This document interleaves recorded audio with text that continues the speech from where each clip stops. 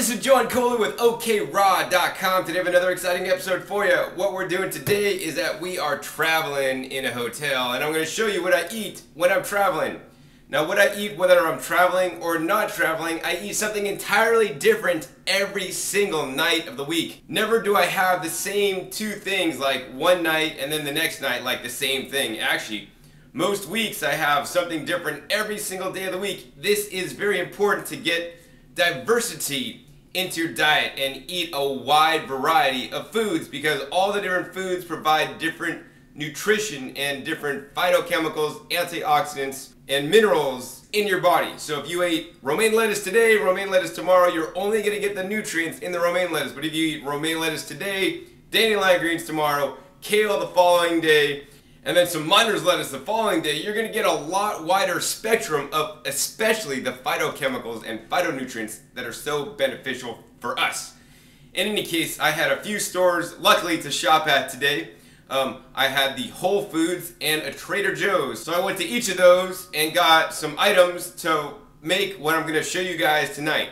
Now, besides just showing you the actual recipe, what I like to talk about a lot is teaching somebody how to fish versus giving them a fish. So instead of just giving you the recipe and say, here, you can do this recipe, I want you to think of some ways that you can modify this base recipe into your liking and into your choosing so that you can come up with your own recipes. So let me go over this recipe and I'll share with you a few ways you can kind of tweak a little bit. First thing we're going to do is we're going to take some carrots. And I have 5 pounds of carrots here. These are organic carrots. We're going to take these 5 pounds of carrots and I'm going to run them through the Omega Vert 330 HD juicer.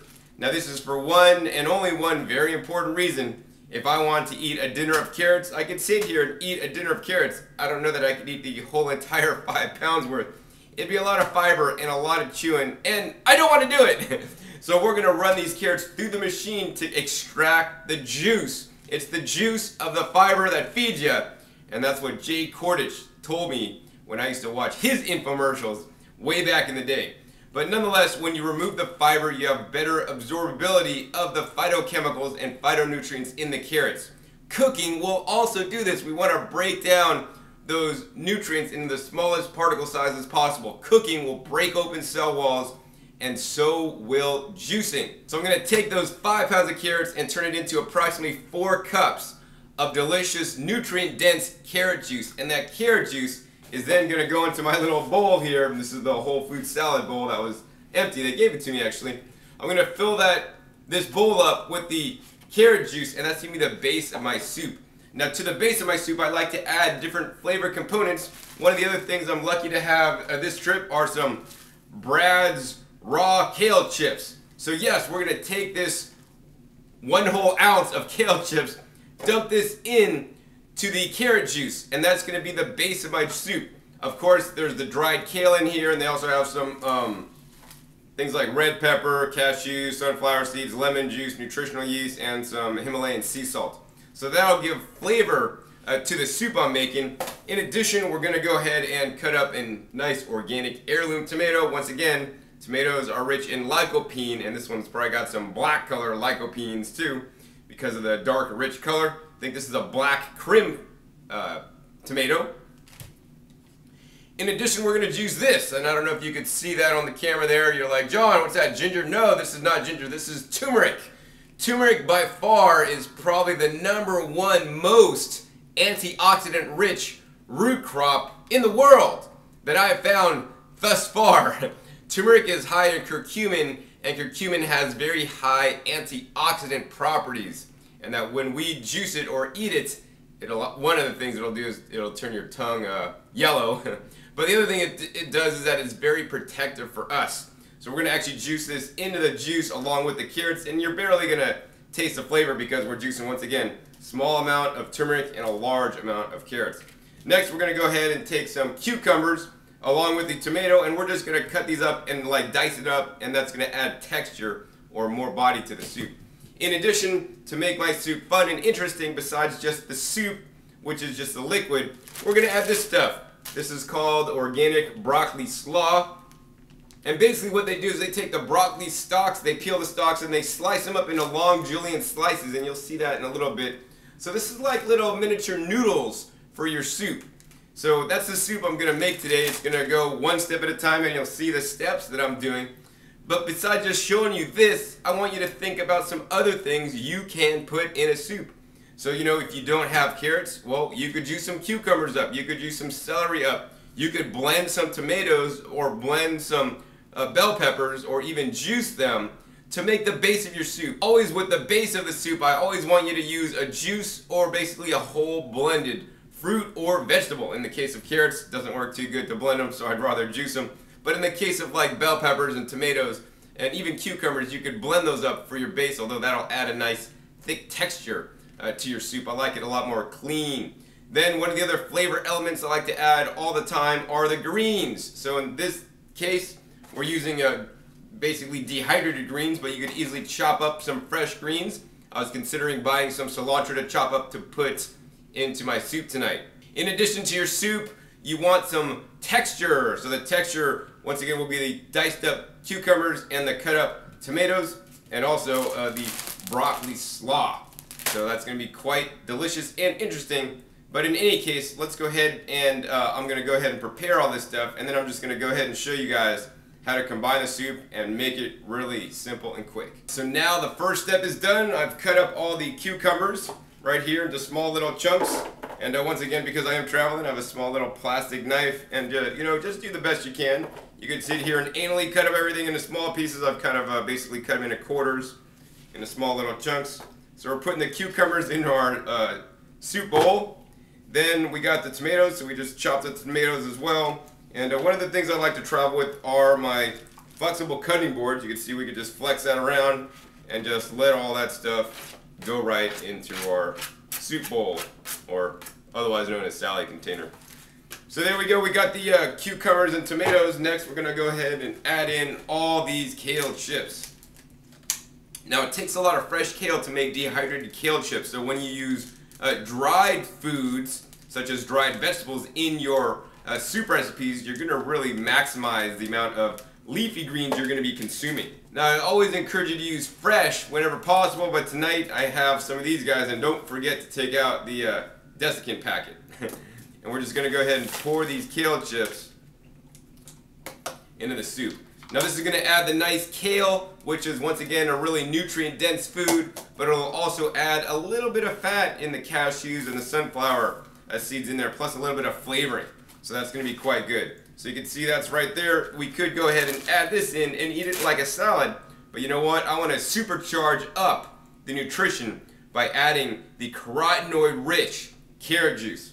So next let's go ahead and start juicing the turmeric and the carrots in the Omega Vert 330 HD juicer. When I juice the carrots, normally I usually just cut off the tops and sometimes cut off the bottoms if they're funky. This one doesn't look too bad. We're going to go ahead and turn the machine on, and first I'm going to juice that turmeric and just drop that in there. So I got 4 pounds, 15 ounces more carrots to go. So one of the things I like about the Vert is I'll just be able to cut off the top, drop it in there, and let the machine do the auto feed thing. And actually that's one of the reasons why the Omega Vert is one of my favorite juicers. If you are interested in purchasing a juicer and finding out the best juicer for you, please be sure to visit my other YouTube channel, youtube.com/rawfoods, and or visit my website, discountjuicers.com. Let's go ahead and continue to feed these carrots in there. Alright, well I'm going to juice all these carrots, and I'll be back at you once I got this delicious carrot juice. So now I'm down to the last carrot here in the bag. So this is 5 pounds of carrots to make the fresh juice. And it's far cheaper to make your own carrot juice than buy it. And once again, juices, you're literally concentrating the nutrition of the food you're juicing, and you're going to get better absorption and assimilation of the phytochemicals and phytonutrients, and that's what we really want in a raw foods diet. That's what's really, in my opinion, one of the most important things. This really floods our body with all these phytochemicals and phytonutrients, which is what really feeds us. Calories don't really feed us, they keep us going. But the phytochemicals and phytonutrients are those anti-aging properties that are so healthy and beneficial for us. And in today's society, it's actually nutrient poor, calorie rich. We want to eat calorie poor and nutrient dense. Anyways, that looks like it's pretty much all the carrots that I've juiced. Next, what we're going to do is I want to get some of that texture out of the carrot juice. The Omega Vert actually makes a fairly pulpy juice, and I like to remove that pulp. You can easily do that with a strainer or a nut milk bag, but I don't actually have either of those with me tonight, so what I'm going to do is a technique called rejuice your juice. To do that, we're just going to go ahead and take out the juice container here, and we're going to go ahead and turn the machine on. Once we got our soup bowl underneath the spout here, we're going to hold that underneath there. Then we're going to just simply pour in the juice that we already juiced back through the machine, and this will further sieve out all the extra pulp.